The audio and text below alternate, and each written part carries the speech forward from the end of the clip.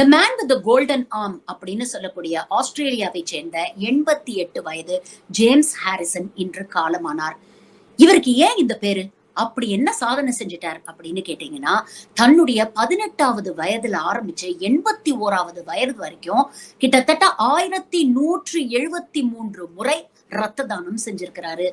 ஜேம்ஸோடைய பிளாஸ்மால பாத்தீங்கன்னா ஆன்டி-டி எனப்படும் அரிய வகை ஆன்டிபாடி இருந்துள்ளது. இது பிரசவத்தில் தாய் மூலம் குழந்தைக்கு பரவக்கூடிய தீங்கு விளைவிக்கக்கூடிய ஆன்டிபாடிகளை தடுக்கும் ஆற்றல் பெற்றது. இந்த அரிய வகை ஆன்டிஜன் இவருடைய ரத்தத்துல இருந்ததுனால தொடர்ந்து ரத்த தானம் பண்ணி தன்னுடைய வாழ்நாள்ல கிட்டத்தட்ட 24 லட்சம் குழந்தைகளுக்கு இவர் வாழ்க்கை கொடுத்திருக்கிறாரு.